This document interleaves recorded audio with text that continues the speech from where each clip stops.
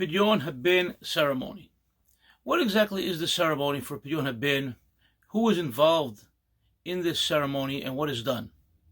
So, obviously, the main people involved are the newborn child, the parents of that newborn child, and the Kohen. These are the only people necessary for the ceremony. Nowadays, you may see that they bring up to the dais a rabbi or two, grandparents, others, but all the extras are not necessary. The necessary people for the ceremony are the child, the parents, and the Kohen.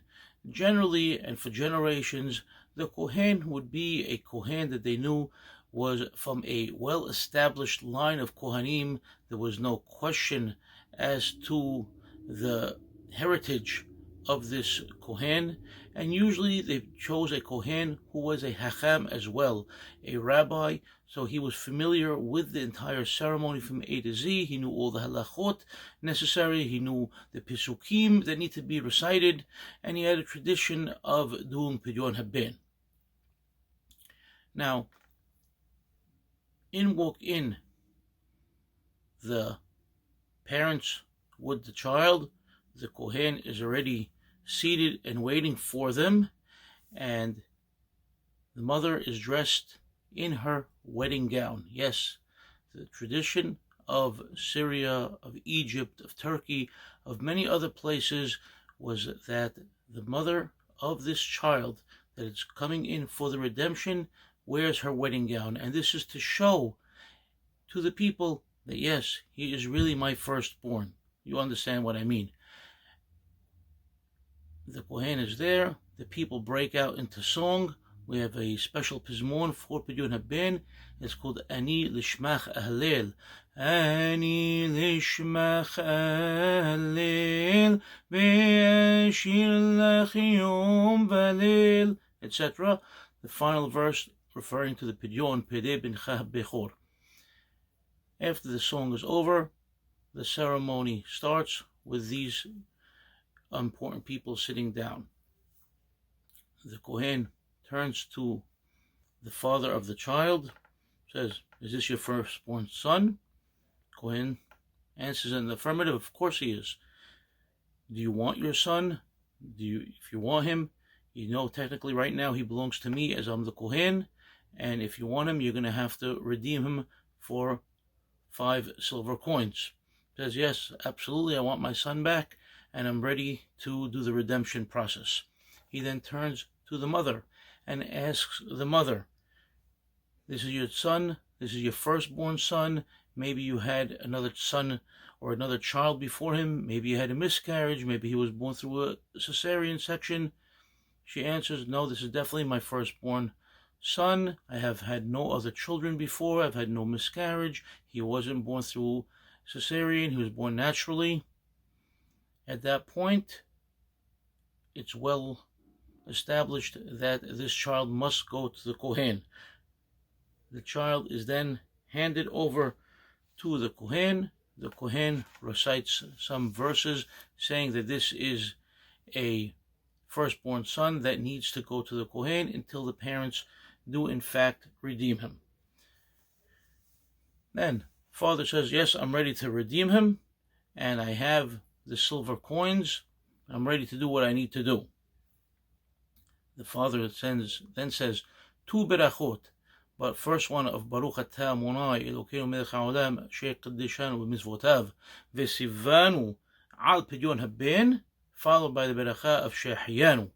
Once he completes both berachot, he then hands over the silver coins to the Kohen. Generally, it's done one by one. 1 coin, 2 coins, 3 coins, 4 coins, 5 coins, handed over to the Kohen, and he says, "Ze Pidyon Beni Bechori." This is the redemption for my firstborn son. Then the Kohen, who now has the money in his hand, says, "Kibalti mimmecha 5 sela'im elu b'Pidyon bencha ze, v'arehu padui bahen kedat Moshe v'Yisrael."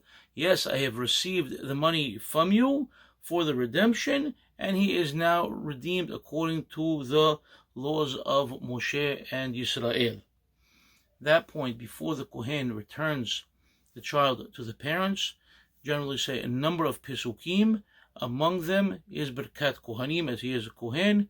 He puts his right hand on the head of the child, and he recites, וידבר אדוני משה לאמור, דבר לאהרון וידבר לאמור, כה תברכו בני ישראל, אמור להם, יברכך אדוני וישמרך, יאר אדוני פניו אליך ויחונקה, יישא אדוני פניו אליך וישם לך שלום, ושמו את שמי על בני ישראל, ואני אברכם. Everybody answers amen.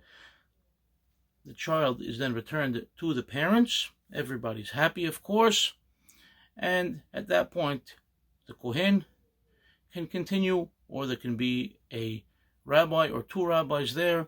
We say beracha berkat hagefen, borifri hagefen, on a cup of wine, and that's according to almost everybody's tradition.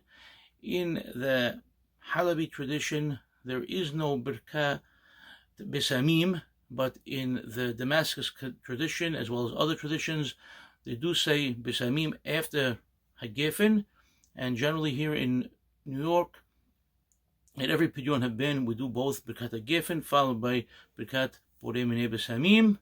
After that, there is another Beracha, and that Beracha was established by the Geonim. It's known to us by the Rashba, and it's a Beracha of Asher Kedesh Ubar B'Ma'eh Immo. And it is not the Syrian custom to recite that Beracha whatsoever. It is recited by other communities, and it's usually said without Shem Malchut, without reciting Hashem's name, because it's not established beracha from the Gemara, and it's only from the Geonim, and it's known to us from the Rashba. And in the Halabi tradition and in the Shami tradition, it is definitely not said whatsoever. So technically, at that point, the Pidyon HaBen ceremony is over. Just finally, before it ends, the Kohen gives a short one-line beracha to the parents of the child, and he tells them, Yehi rasom el lifnei Eloheinu shel shamayim, kemo shezachita lefidyon haben, kach tizke lekayem et kol hamizvot shebat Torah. The same way that you were able to merit to redeem your firstborn, you may merit to fulfill all the mizvot of the Torah. At that point, the Pidyon is over. Now, everybody's wondering about the coins. Coming up in the next episode.